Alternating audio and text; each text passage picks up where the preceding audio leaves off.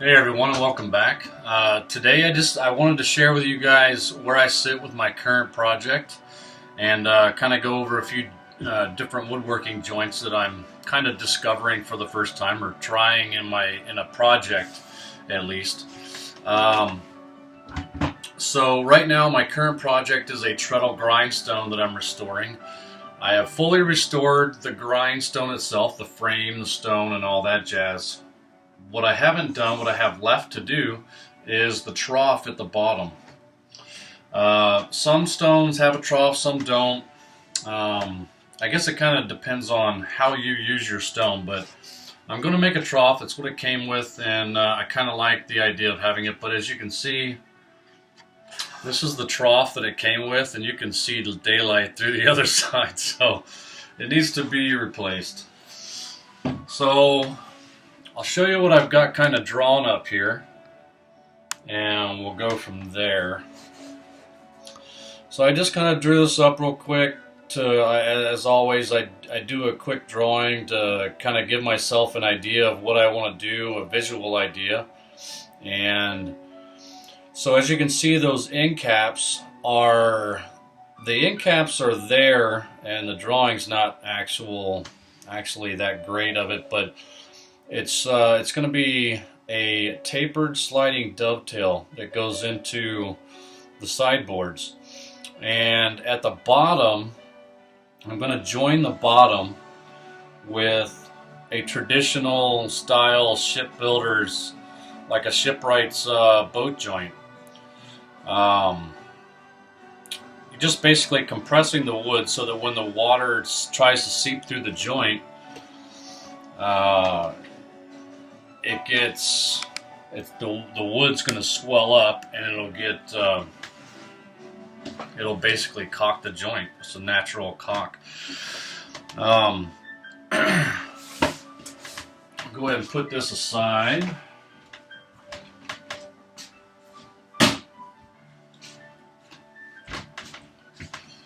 And get the old well out of the way.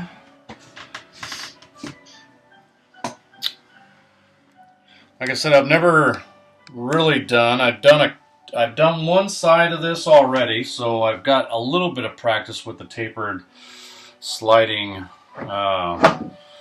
dovetail joint. But it's going to go something similar.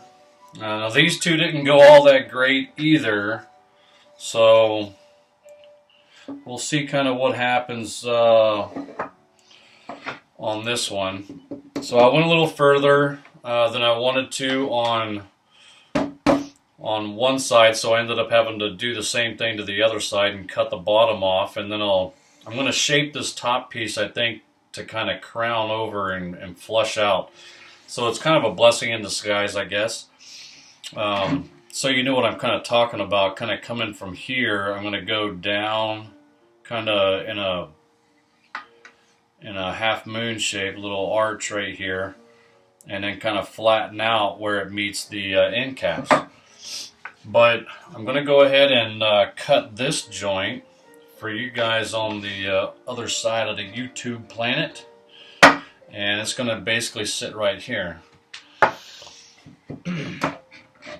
So that's kind of explain what you're seeing when you see that.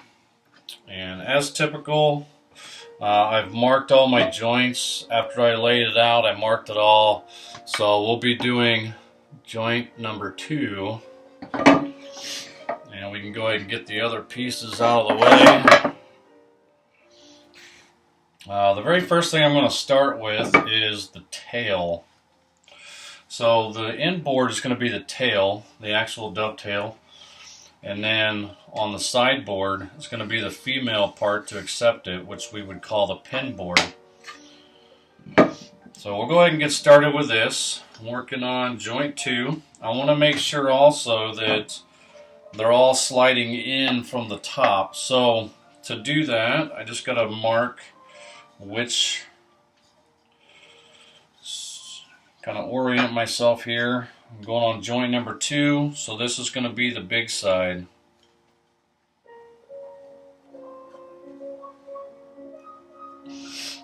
So just annotating for myself. And so I'll go ahead and sit it up there. I'm going to turn the light on for myself. I don't know if it'll help or hurt you guys.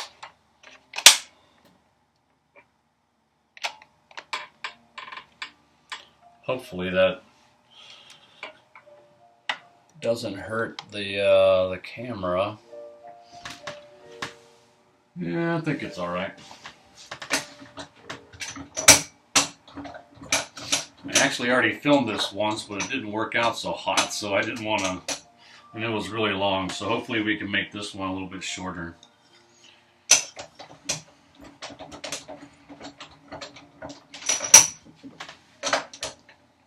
So the very first thing I want to do is just lay out this joint.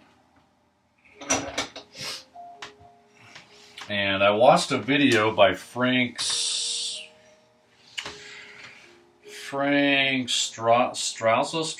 something like that. But he runs a channel on YouTube called Homestead Heritage School of Woodworking, I believe it's called. Anyway, he does a great video with obviously better editing and such on of this specific joint.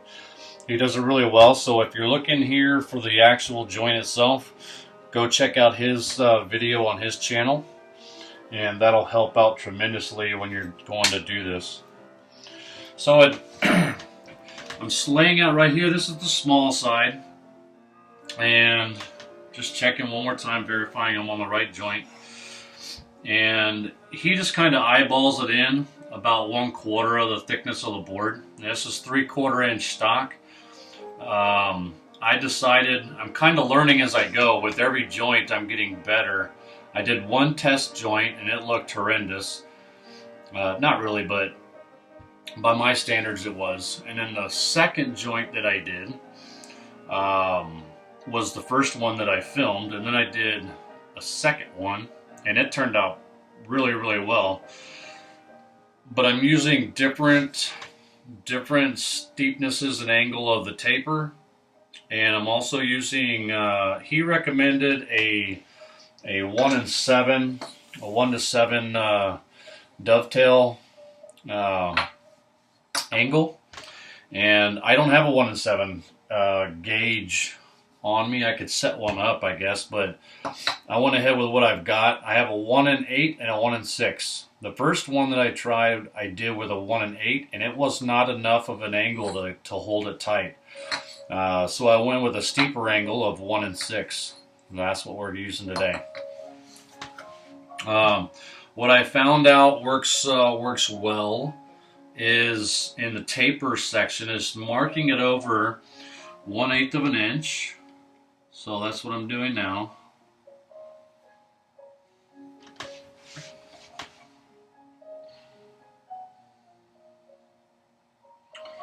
And this part doesn't have to be perfect,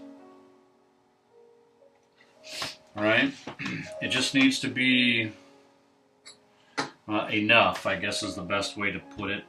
And then all I'm going to be doing is, I don't know if I can bring you guys all the way down or not. I don't know how this is going to work, so bear with me here. We'll see how that goes.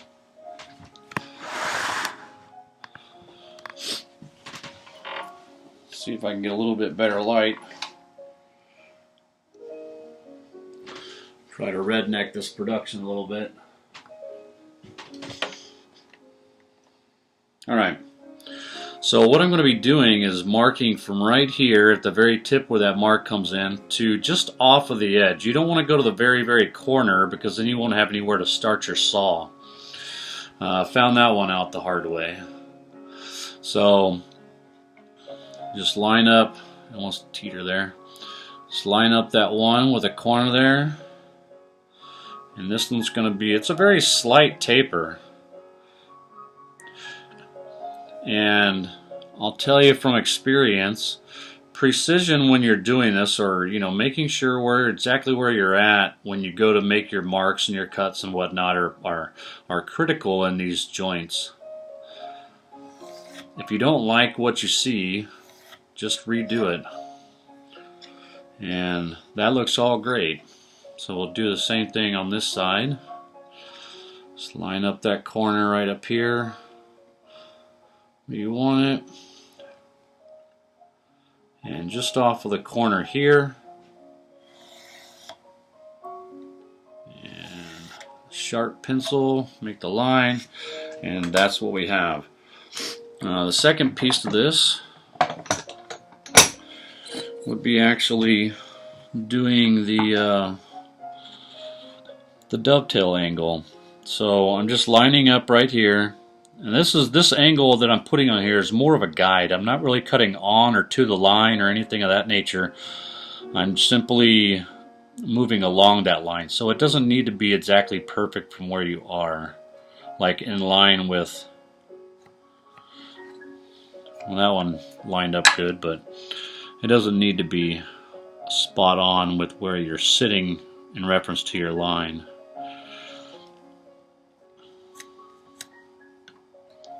Alright, let's mark the other side.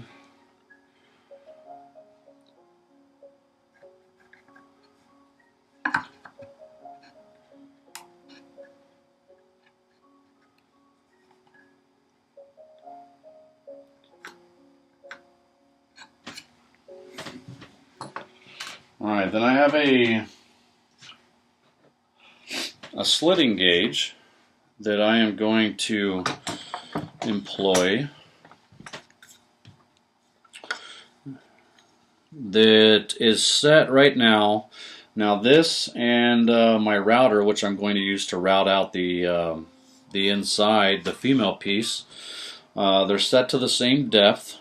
Actually, the depth of the router gauge I ended up finding out the hard way. Also, I needed to set a little bit deeper to accept this, or the shoulders weren't sitting flush. So that's a little bit deeper, and yeah. So right now I'm just going to cut the shoulders and nick the very ends, and that will give us our depth. And the measurement I used for this is 5/16. And by coming up, I'm pretty much nicking it.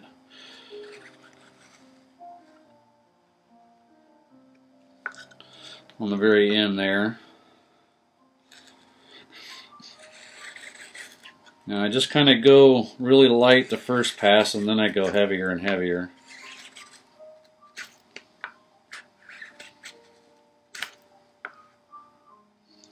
And then I'm going to roll over here.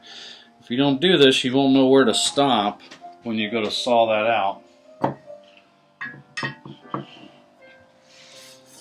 Alright, so now what we have to do, we've got the waist marked, right? So I'm going to be removing this on both sides.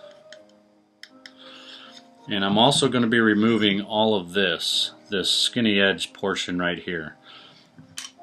So now that we've got it all marked out, I'm going to kind of do two things here, right? So you guys can see that.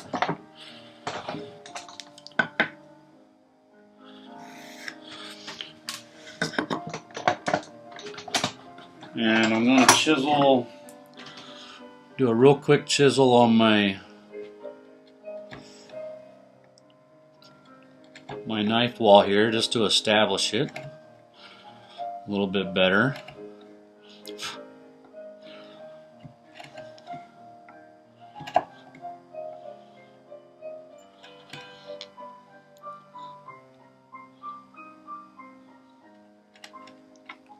Now just be careful, because even though you want a shoulder on your large side, there's not very much you're removing there, so just be cautious of that.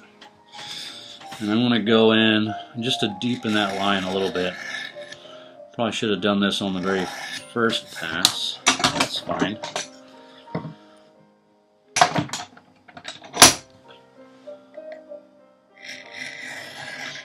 Even though the slitting gauge gives you a pretty good, pretty deep mark, I just want to accentuate it a little bit. And now you can see what I'm talking about. You don't have very much room right there, so just be careful. And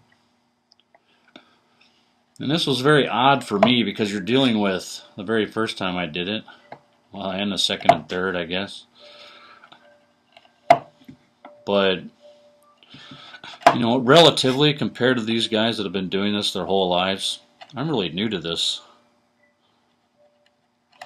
So that's kind of why I want to do a little bit of teaching while I do this. Alright, so the next thing to do is to cut. Now I'm kind of lining it up to set myself up for success. I'm going to start this way.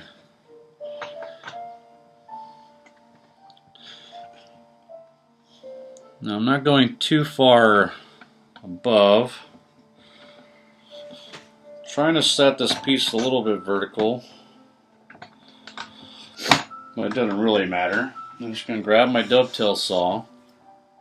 Probably get sawdust all over my computer, but oh well. And I'm going to start the cut here, and then I'm going to rotate back here and do this. So I'll start it here at the front, and then I'll come back to this, and then I'll do the other side. But once I get it started here and get it started here, then I can start joining those two together. But I also have to remember to cant my saw over at that 1 6 degree for the taper of the dovetail. So make sure you're good this way, and then cant your saw blade over, your saw plate to match that angle, or close to it while you're getting it started. And then remember to cut on the outside of the line here. And have a really easy grip on your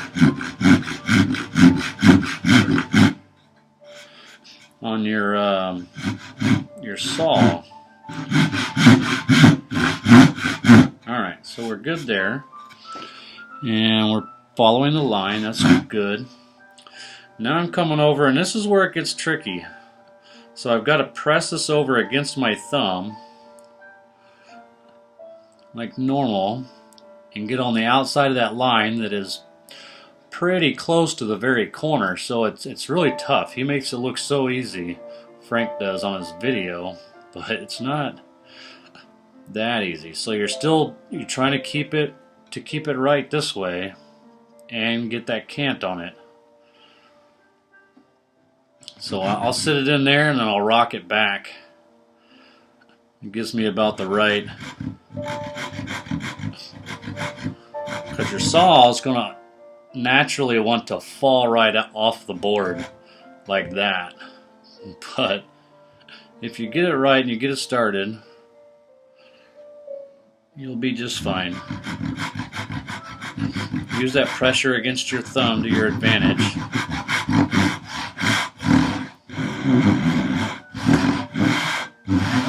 Start and then come back to here. Don't forget that cant. And you can start joining those two together.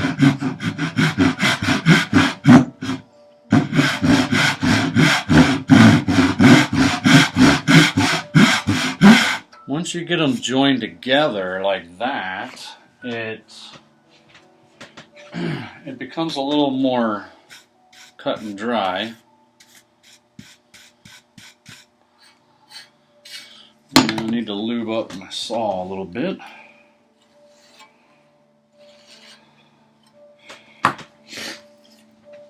So I'm getting over a cold too. So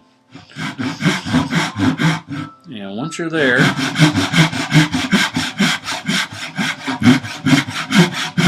you're just kind of peeking in to see where you sit.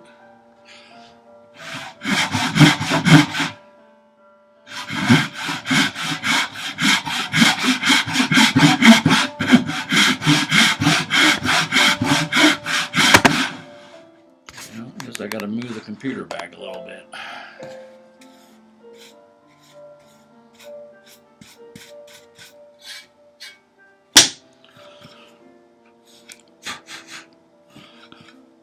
So we're about halfway there, and we're a little further in the back. It's pretty typical of my sawing.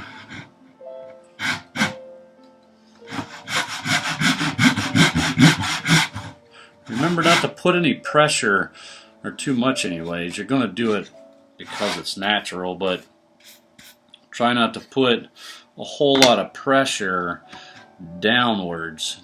You're just flowing it through, and light grip will help you keep that cant. And just let the saw do the work.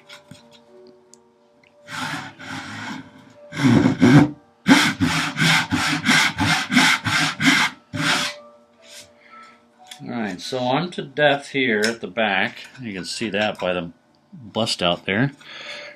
But I'm not quite there in the front. So I just gotta be very careful.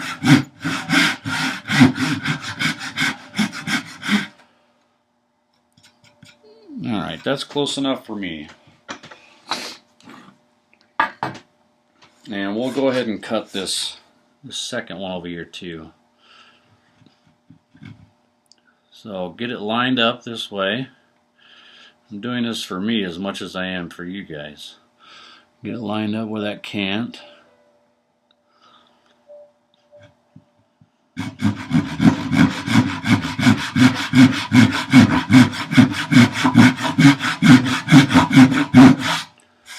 And just with any with any dovetail, the dovetail itself can be off as much as you want, really.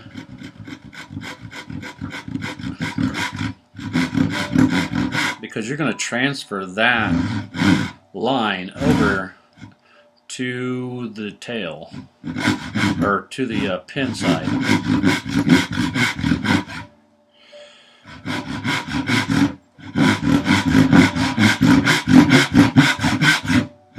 Alright, now I'm going to come back here where it's deeper. Ouch. That's how little pressure I'm putting as I'm coming actually out of the cut.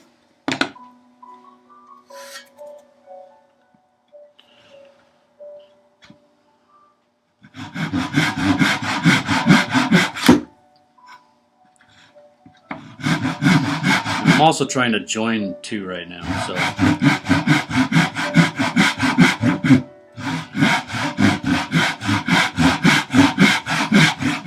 Alright, I've joined them up. And now it's just go time.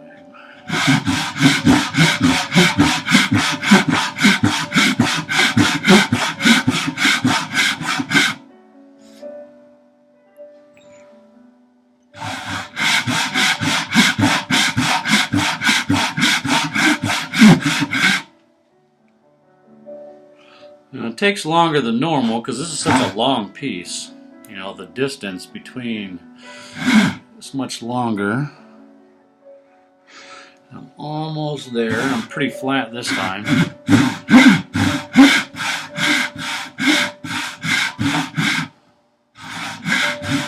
Sometimes I find myself gripping the saw too tight or putting too much pressure, so I just let it go and let it kind of go in, and then grab it and re-go for it.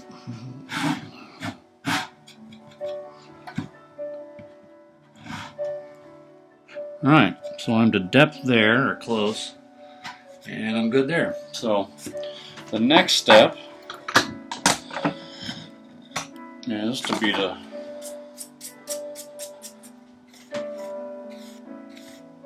turn it on its side, and we'll cut these little guys here, these sides pieces, cheeks, whatever you want to call them.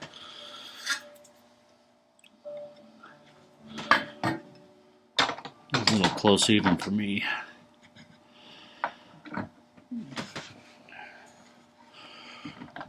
Alright. Now just keep in mind that I gotta go deeper here than I am over here, so I'm more of a at this kind of an angle. So just, you already cut that shelf there. So we're starting there, keeping it straight.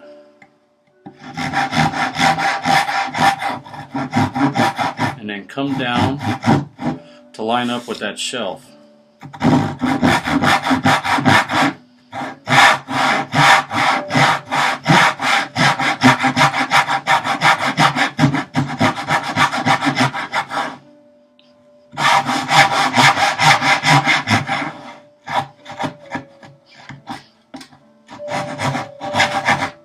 And that's it.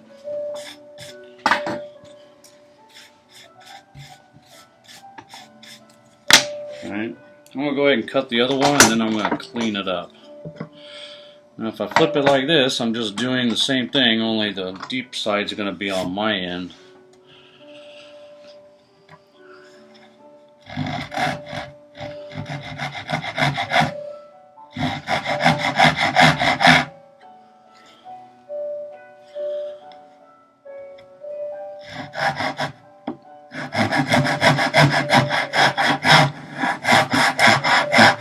Now I've got my fingers over here. They're guiding a plate to make sure that it stays along that groove.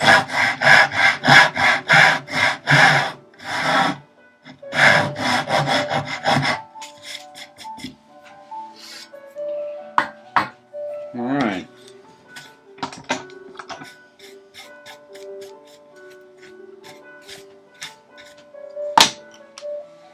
So next step is to go in and clean up the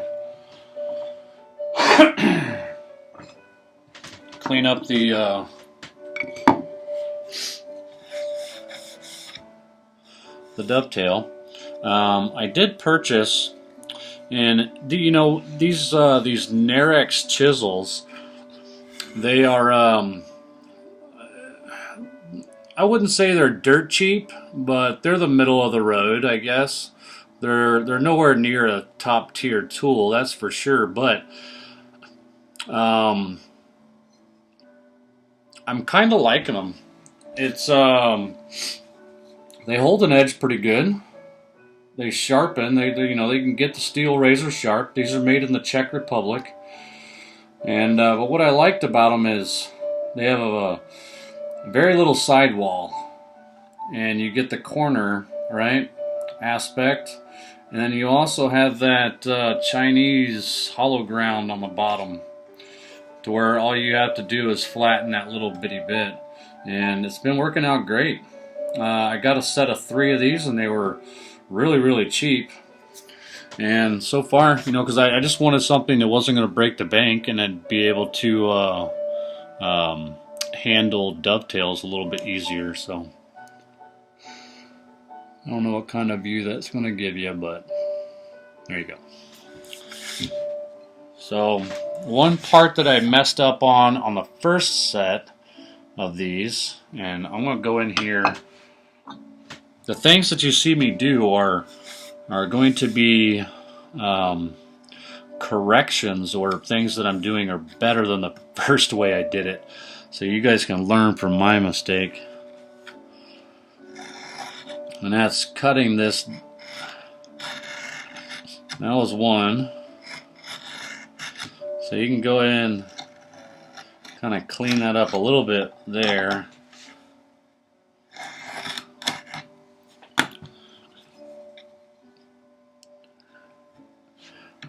Obviously you want to make sure this is parallel, or, you know, 90 degrees perpendicular to the face of the board.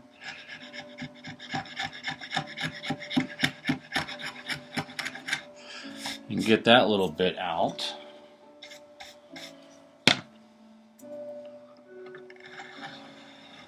Alright, and remember, this is tapered, so this right here was not clean on one of my joints previously, so now I'm finding myself being very critical And what I mean by clean is, see how there's a little, I don't know if you can see it or not, but there's a step right there, and I didn't quite get it on my first joint. So right now I am. So I'm basically just paring down to the corner, and then I can come in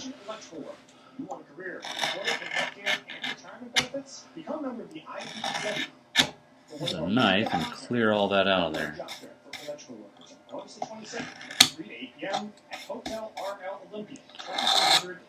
So you have a nice sharp joint. I'm going to give it one last look. Going with my tiny guy here. Any last fuzzies? It's time to experience the new Buick and get 15% below MSRP on all 2017 Buick Envision preferred vehicles. Everything looks good there. I'm going to give it a look down here, and everything looks flat on both sides. The taper's good. It's kind of what I've been doing, is making sure the entire joint that I cut is good before I move on. Yeah, same thing. I'm sitting it in. Make sure I'm perpendicular to the face.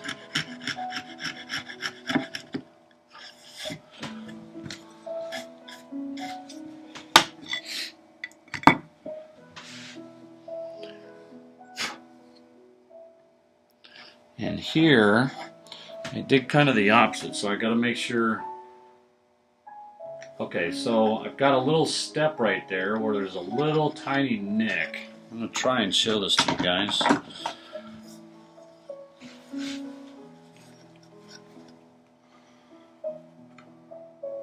Right there where I came down a little bit too far in my cut. So when I look at it from this point of view,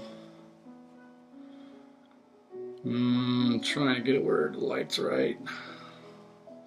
Well, you can kind of see it right there. I see a step.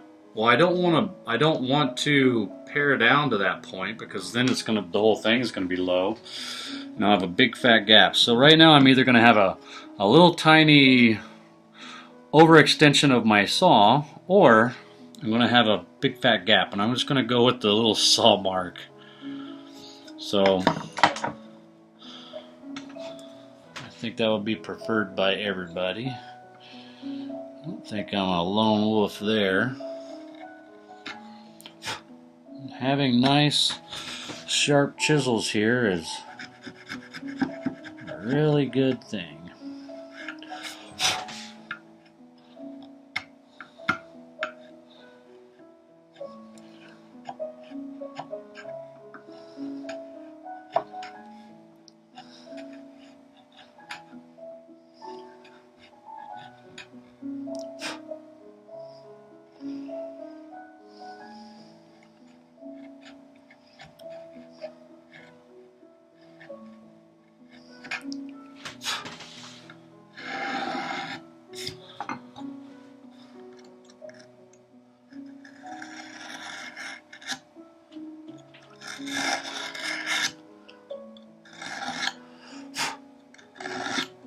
Alright.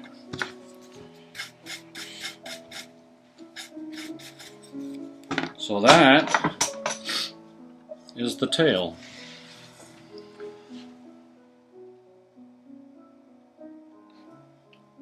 Not bad. It's the best looking one I think so far.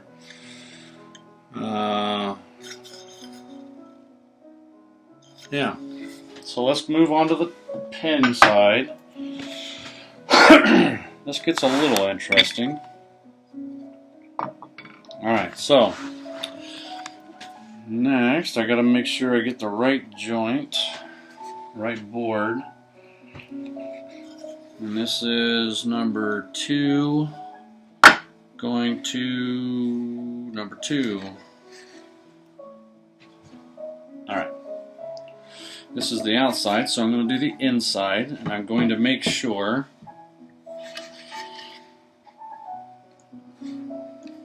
I got to make sure that everything is good here. this is the top, so this is going to be the big side. And this is going to be the small side. Making sure that they correspond to one another. And this one is going to slide in like so, only it'll be over here. So I've decided to set mine in by 1 1/4 inch. So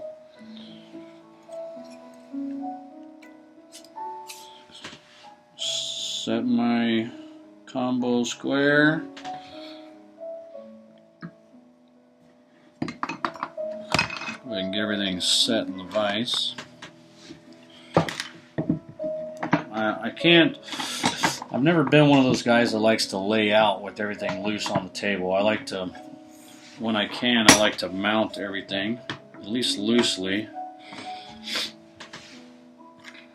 But on the ends here, I'm just going to mark it. Well, I'm going to mark it off of this side.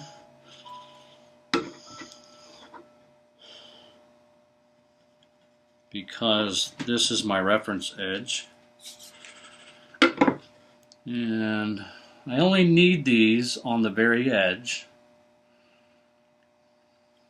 And I can't, the lighting is actually kind of hurting me right now.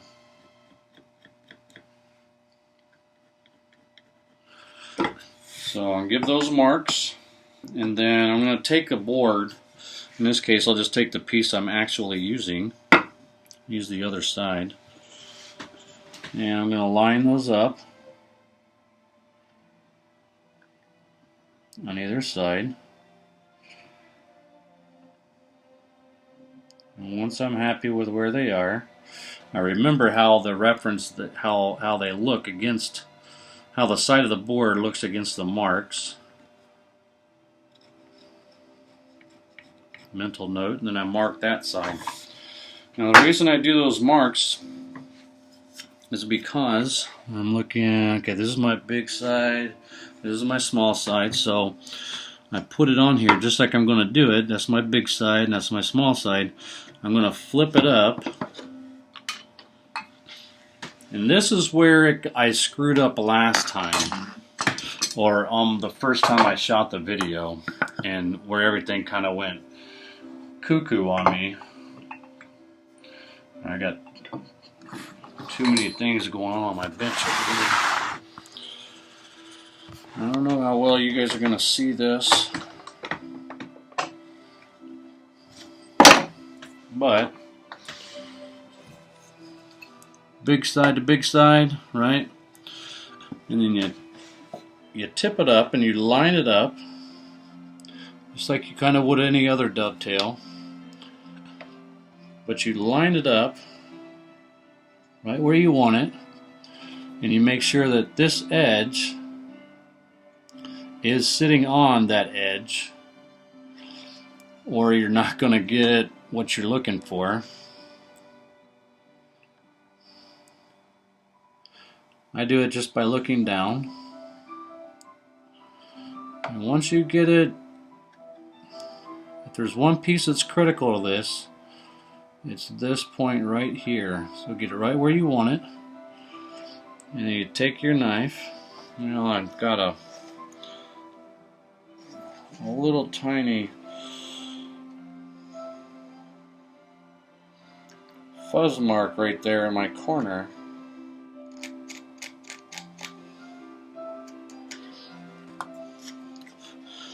And this is the hardest corner because this is your small corner.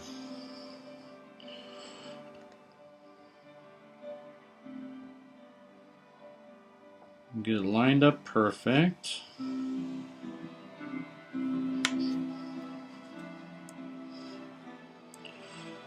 Let's see if pencil under there helps.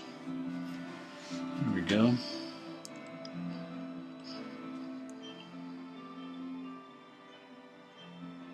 Alright, that is exactly where I want it.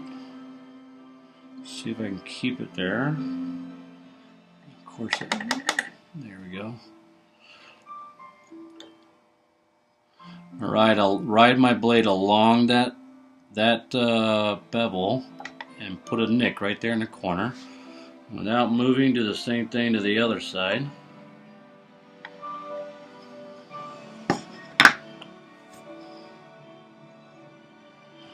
Make sure they're there, and then move over and do the same thing on this side.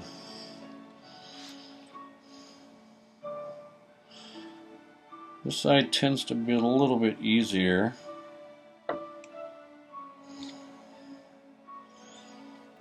No, come on.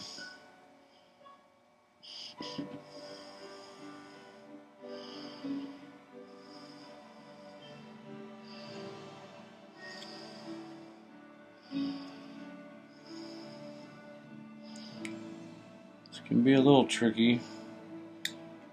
My mark was off just a hair, and that's where I would have made the mistake the first time. Just take your time here and do it right. Got it on that second one. Alright. I got little marks here and here and here and here. And now you just get that mark in there. And remember that you are lining up, because your mark is going to be a little bit, you know, cockeyed from riding the bevel. But you want to make sure that you're getting the mark where it touches the very corner of the board. Not because it's going to be kind of angled out like this, right? A little dramatic there, but right? You can put it in there, but then you got to line up this other side with the nick.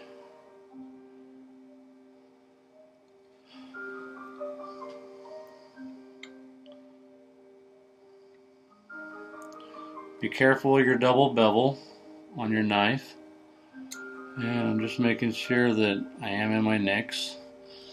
Clear your fingers so you don't slice your fingers. And then lightly drag. And then you can go heavier as you go. So that's one, then we got the other one.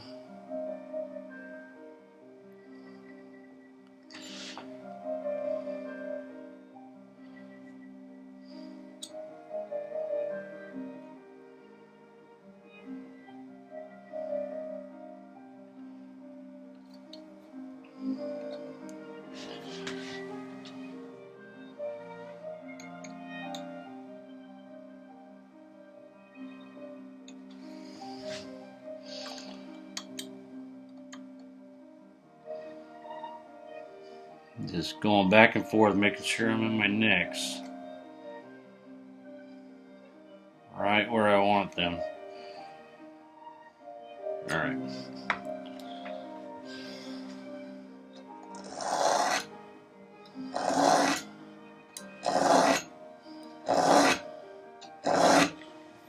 Alright. Now that the rule's out of the way and the line is established, you can go a little bit deeper.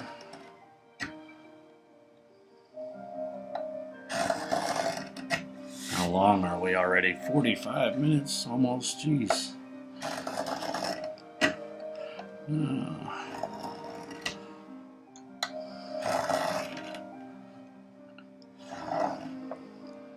Alright. That should be good enough. Now we have to mark.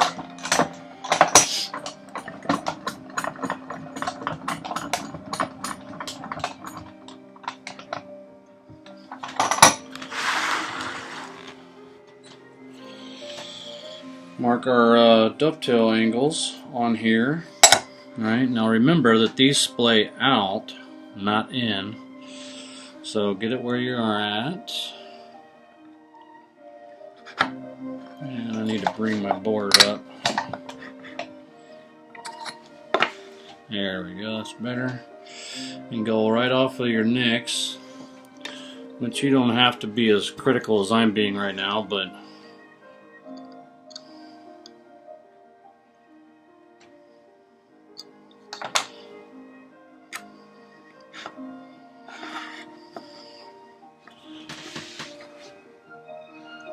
I just couldn't see it on that side. All right.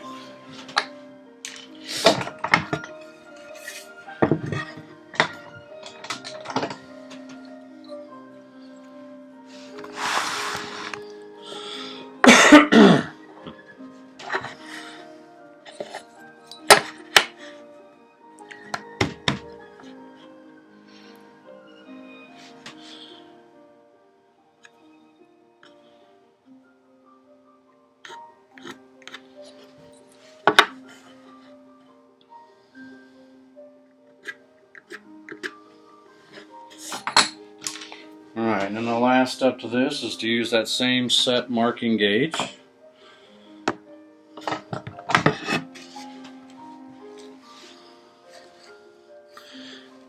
And go off of your face. And all you're doing is marking right in between of the fuzzies off there. Maybe that was the problem with my depth. So,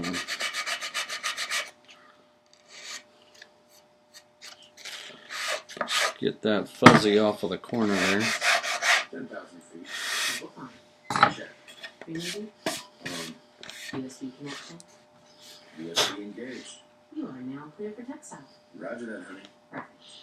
Now, I'll get us that Alaska Airlines signature fruity cheese plate. Ooh, I want the great. On Alaska Airlines, you can now enjoy free chat on most flights. Alaska Airlines. That's how we fly.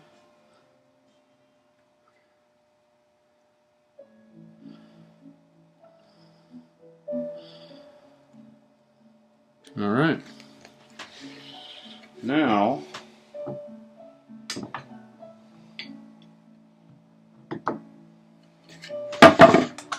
we're going to open, well, we don't have to open it up.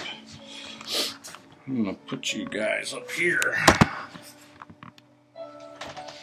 and break out a few dogs. Just a couple to keep it in place.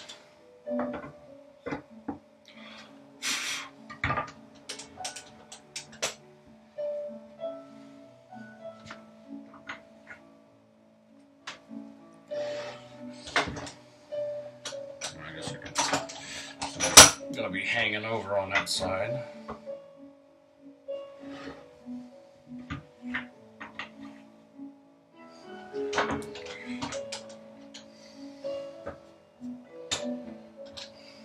Don't really need all the support. So we got two things going on here. I'm gonna cut this little guy. I'm going to deepen this one more time.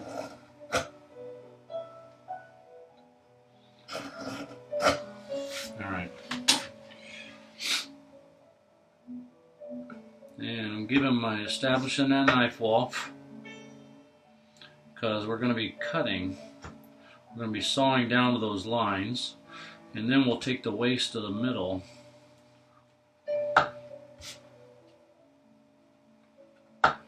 And sorry if this is a long video, guys, but this is, you know, real time. Exactly how long it's taking me to cut this.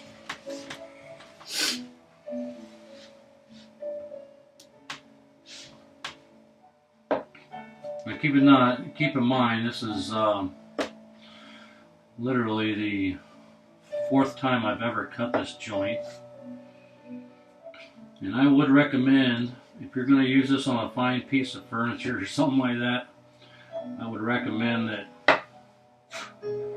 you use this joint, or you practice this joint before you just jump right in, because it's a little tricky.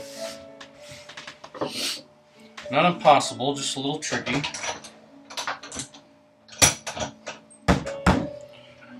And you know, you would use this. You would use this this joint a lot of times. Anywhere you would need a real tight fit or something like that, where you would use any kind of like regular dado or some kind of housing. that would use this. What's the good? I think what he was showing was drawer dividers in like a set of drawers or a set of Chester drawers or something of that nature. So same thing, only in reverse like we did with the other, only this is going to be, should be much easier. We have to make sure we're good this way, and we have to make sure that we're canted out for that dovetail angle. So try and get that lined up. Like I said, I set both fingers there just to kind of guide, keep my saw, the back side of my saw, from wandering off. Get that in there.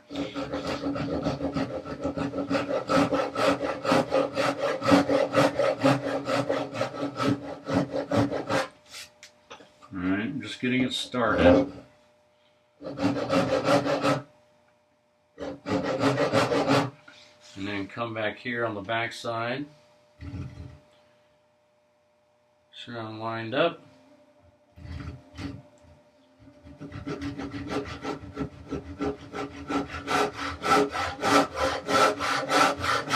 And I can start dropping the hand.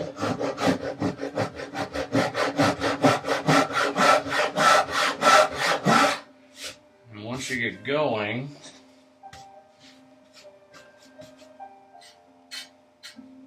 it's just like any other sawing operation. Again, making sure that get a real loose grip with your handle and just kind of push it through. You're not pushing and putting any down pressure on it. You just don't want to overshoot your line.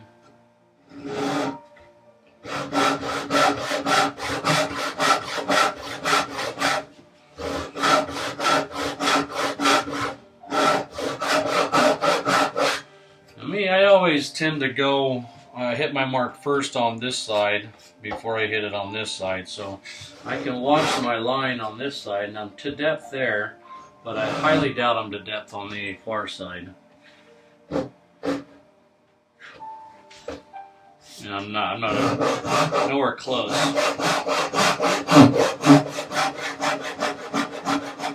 So I'm watching where my teeth are here in relation to that while it's cutting. I'm just guessing how far. And it's going to have that teeter. They're going to have that little hump in the middle. Nobody likes to talk about that hump. So I just use the saw as kind of like a kerfing plane, a kerfing saw, and use the front of my teeth to kind of cut out that middle section. It's never going to be seen anyway. You know, almost to depth. And I think I'm right along the flat bottom, so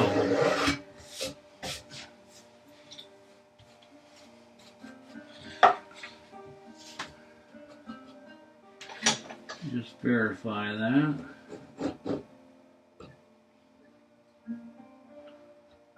Yep, I'm good. And perfect.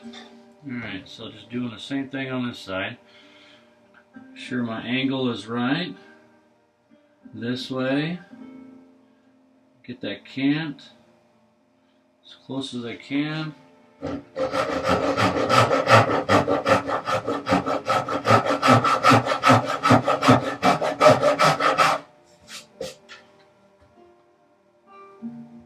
Sometimes people will get this going and then can't, and that's fine.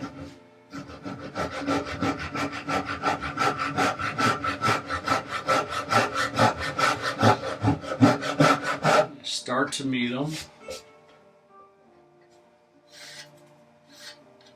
These teeth are so fine with no set. This is a wonderful dovetail saw.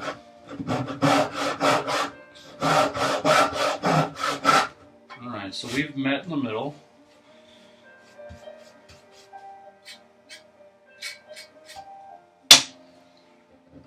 Now, it's just a matter of going to depth.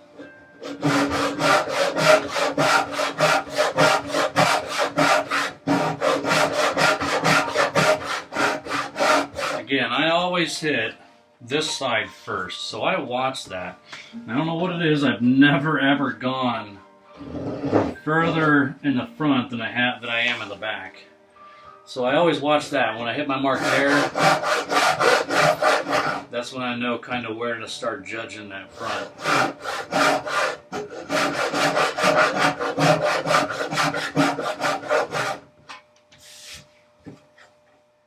Alright, so I'm at my mark there at the back. And I'm close in the front.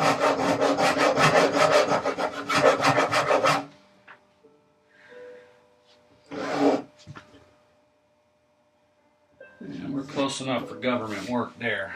Alright.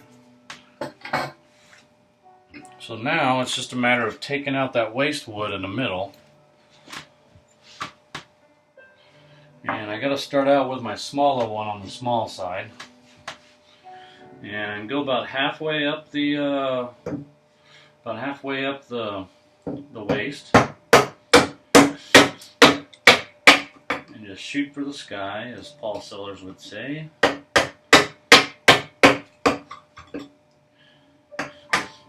that waist out of there.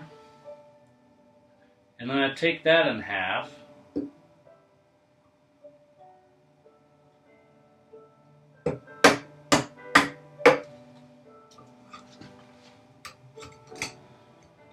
Remember, this is a 1 in 6 dovetail, so it's kind of steep. I guess I need to make me a 1 in 7, because that seems to be about the right angle, 1 in 7.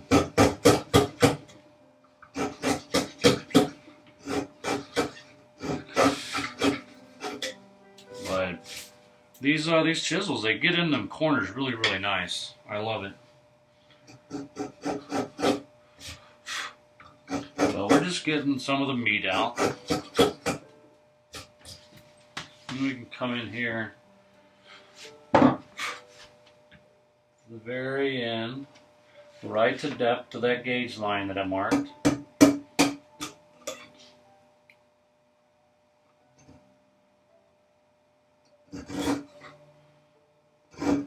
I'm just getting these cleaned up with my chisel because it's the entry point.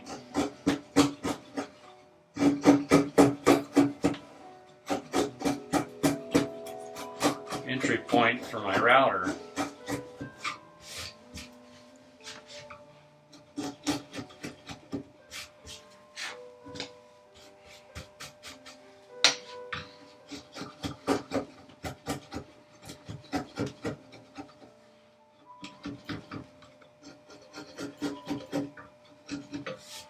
Alright, so now I can flip it over.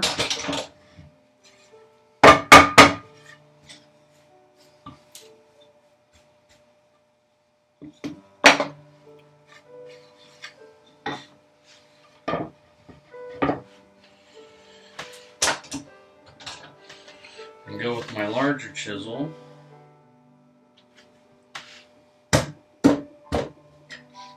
Get this a little bit closer.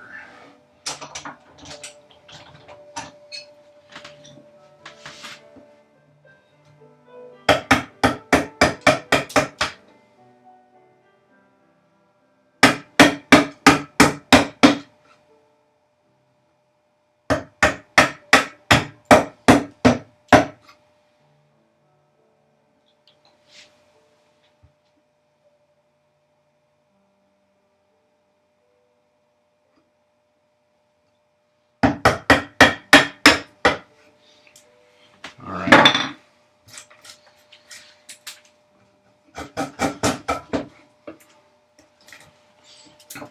Some of this stuff, because of that 1 in 6,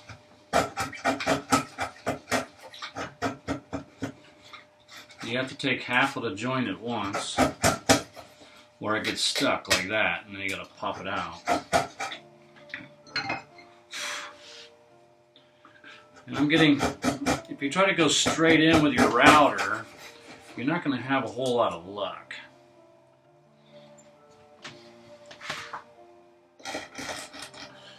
You see, I didn't quite cut all the way down to the line there. That's fine, just barely.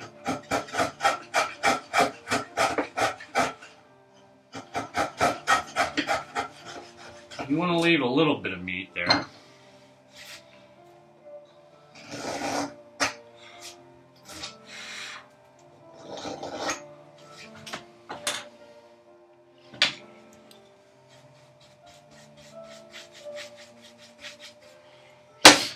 Alright, and then the last step, now I ended up having to go a little bit deeper the first time, but what I did was I basically,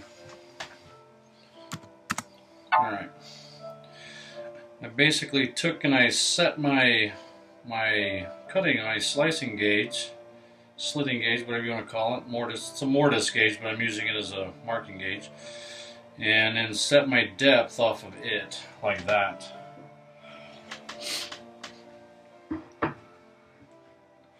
You just get it, set it on there. I think I'm a little too deep right now, so I'm going to come up a little bit. And that should do it, the trick.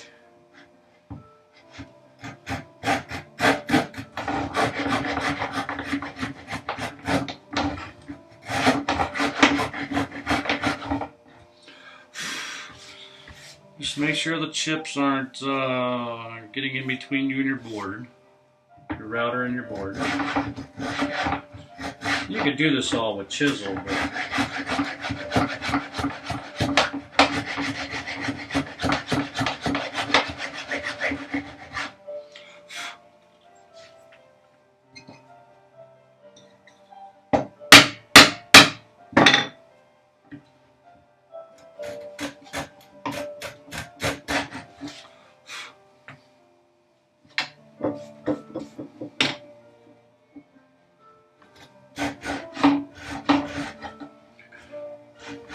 the reason you don't go all the way out is you'll have blowout right there if you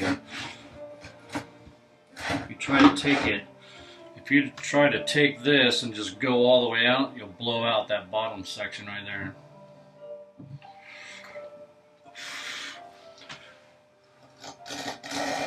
Like typical, I like to clean it up as I go because I don't want to take out too much. I don't want to take not enough either.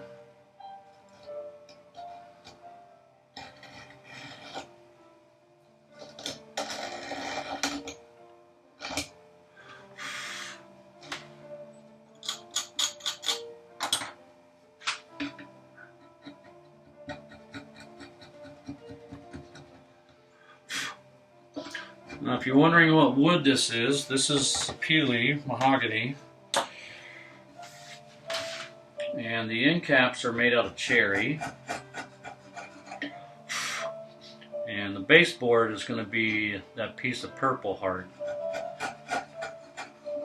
If I didn't already say all this once already. So again, I'm just simply kind of at the moment of truth.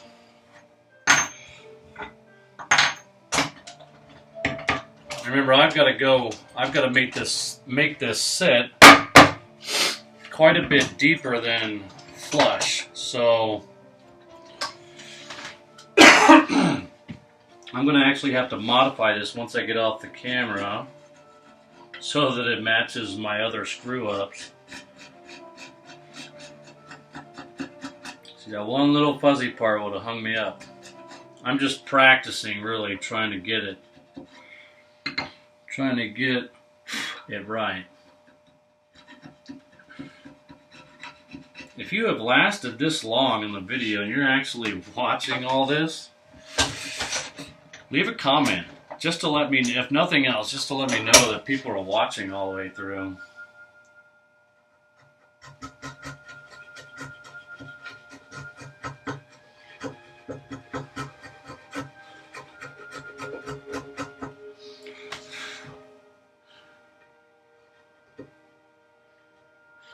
Let me know if my fly is open or something.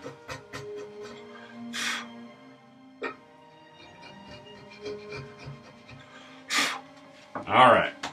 Well, going to make one last quick pass with the router, just to make sure that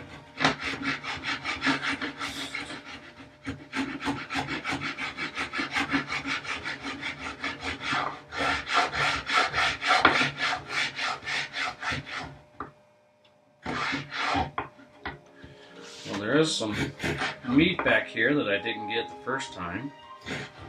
So I'm glad I came back.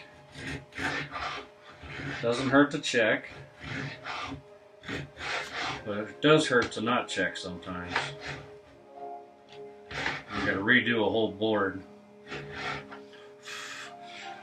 which ain't much if you're working with power tools, but when you're doing it like this, preparing one board takes a while if you're doing it right.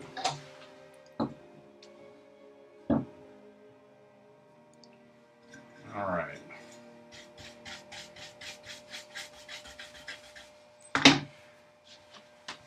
One last look down the joint. Everything looks good and clean. Let's see how we did. And the great thing about a tapered sliding dovetail is that it stays loose. A regular non-tapered sliding dovetail, you get it fit just perfect right there, and then you're like, your friction all the way down, right? Taking a little bit of extra time for a tapered sliding dovetail, you don't even have to put it in until like right here, right? So it stays loose all the way up until it gets tight.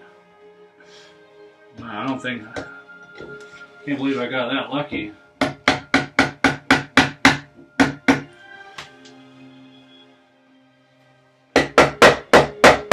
Alright, so one thing that I'm noticing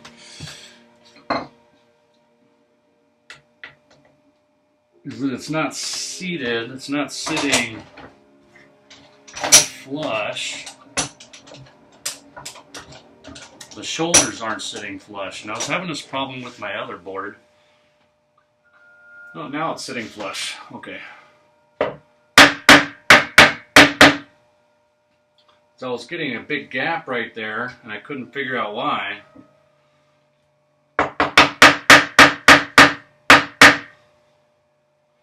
But now it's we'll call it an acceptable gap, right?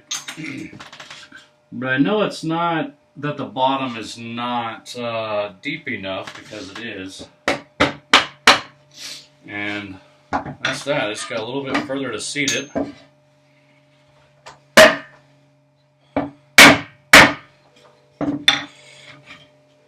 And that's that. Alright, so there's a little bit of a gap right there at the bottom. I don't know what that came from, but it might be a pencil mark. But not terrible. You can see I overshot with I didn't get the angles quite right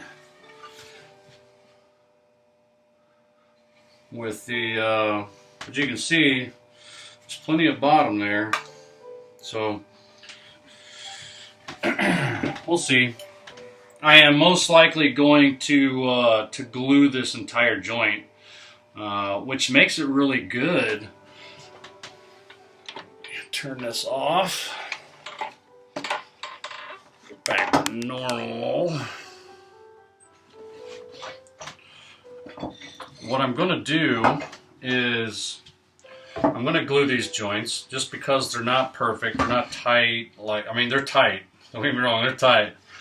But there's a lot of, you know, flaws and gaps and whatnot. Not big ones, but little ones. And that's enough of a problem for me. Let me knock this joint apart.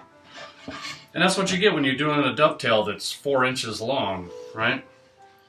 You'd have that problem. You'd have an even bigger problem trying to do that on a long sliding dovetail, much less a tapered sliding dovetail. I've learned a lot with this joint, and this is the best joint that I've done so far. I can say that even though the fit up was nice, I would have liked to have made it a little tighter, and that way you can, what happened with the first one that I did, I made it a much tighter taper, and by that I mean I could only get it like this far down. It wouldn't go any further, right? And that way it allows you to, you can see where it's tight, which end it's tight at, where it sits in reference to the floor, you know, that kind of thing. And then you can make modifications to the joint, and I always make them to the tail side. But you can make modifications based on your shiny marks, you can see, like when you pound that joint together, you can, and pull it back apart, you can see the shiny little marks where it compressed the wood. And that's where you're going to shave off, pare down a little bit right there, where that shiny wood is, and then that's it. You drive it home and you're done. The tricky part that I'm finding out, right, is that especially when you have 4 joints like this, I have 1 left before I can put this box back together, so I'll have it done in an hour or so. But you've got 4 of them, and you got to get them all exactly the same, right? All exactly to sit. And what I mean by that is for them to all sit. Well, that's the wrong side.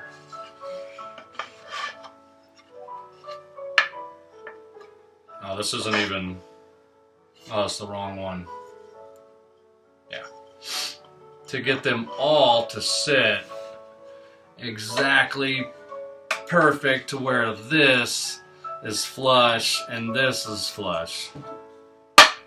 I got lucky with this one. I could probably use this one the way it is, but I have to go, thankfully for me, I have to go further because this is how far my other joint went. Let me get the 1-to-1. That's how far past I went. So I was able to clean this. What I was doing was trying to perfect the joint, and I pretty much did. It's a good tight fit. It's snug in the shoulders. It's tight on both sides. But once I pound this, because it's not even seated yet, I have to seat it still. But once this is in there, it's perfect. And I still have enough room to where I still have to come down a good 3/4 of an inch before this is seated. So I can pound this home and start shaving off those high spots and modify the joint until it's perfect. So this little tiny gap down here at the bottom won't even be there because this whole section of wood right here is, oh, right here is going to be gone. So, yeah. And the other section, I will film it. I don't know how that's going to turn out, but that boat joint that I was talking about at the very beginning, I have some cut nails, and what we do is, instead of like, you know, you would typically, this day and age anyway, glue and screw the bottom on, or you could dowel it on, or whatever you want to do. But I'm going to fix the bottom with that. I'm going to basically take the finished piece of this, and I'm going to take a coat hanger, most likely, and I'm going to run that coat hanger, and basically, obviously this is not a coat hanger, but basically take it right down the center and pound that wire into it, right? So just pound that wire into it, and then it'll compress the wood, right? It'll compress it. You'll see that groove running down your wood. Then you take and you plane it down to where it's even. That way when water touches that compressed wood, it expands higher than this wood. or in this case, because it'll be flipped over, it'll go lower than that would. And that is what seals that joint up, making it waterproof. Yeah, if I was savvy enough with this, I could have, and if I would have thought about it sooner, I would have done it to where you could make these tails a little bit longer to begin with, then compress it and shave it down, and that would also make it waterproof inside the joints, each one of these joints at the tails. And then once I have beat all this rim down, I'll then flip it. Well, I'll then put the bottom on top, and then I'll get everything aligned. I'll pre-drill some holes, and then I'll drive it together with cut nails. So once I get to that point, maybe today, maybe tomorrow, I'll bring you guys along for that one. I think this video turned out a whole lot better than the first one that I did. I couldn't take it, I just deleted it. It was terrible. But I hope you enjoyed this video. I hope you learned something. I know I did. Not just the fact that I learned these joints a couple of days ago, but that I'm actually learning. And that's what one of the best parts of woodworking for me is learning joints and like getting a successful joint, right? This is a success for me. I'm making progress, right? My very first joint sucked. It was really bad. And I've progressively, now I've cut 4 of them. I got 1 left to cut to finish this piece, and I'll be done with a piece that I've made with joints that I've never cut before. And with a sealing joint on the bottom that I've never used before either. And that's exciting for me. I like that stuff, right? So I'm really happy. I'm stoked to get this piece done. What I planned, like I said, I planned on basically kind of coming up like this and then back down. I'll probably just draw knife that in.